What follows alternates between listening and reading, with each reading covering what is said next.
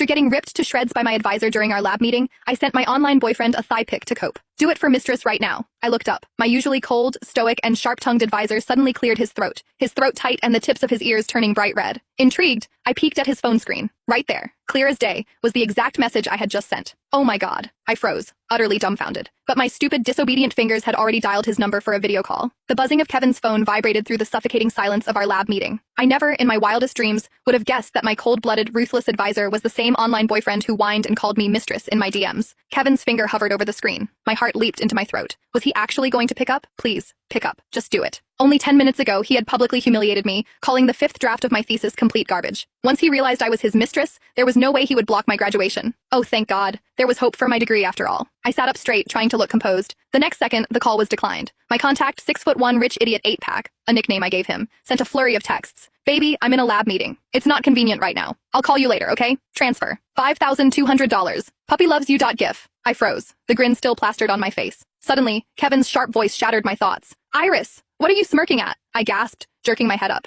I met Kevin's cold, piercing gaze. He looked absolutely furious, staring at me with zero intention of saving my dignity. When you joined this department, you had no major research experience and barely any academic background. I didn't even want you in my lab. Your counselor practically begged me, saying you were a promising student with raw potential. And look at you now. Your experiments are a disaster. Your writing is absolute nonsense. You don't contribute a single word in meetings, and now you're playing on your phone. Do you not want to graduate? Oh no, I was in deep trouble. My chest tightened with panic. The other students held their breath, their eyes darting toward me in unison. Some looked sympathetic, others confused, and a few just seemed relieved it wasn't them. I had always been a straight A student, sailing through my undergraduate years on a sea of compliments from teachers and admiration from peers. But ever since I started my master's program, I had lost count of how many times Kevin had torn me to pieces over everything from my thesis proposal to my drafts. My face burned with shame. Tears welled in my eyes. But online, he was always so incredibly sweet to me. He would baby me, begging for kisses and telling me how much he adored his mistress. I tried to explain, my voice trembling violently from frustration and nerves. I was just texting my boyfriend.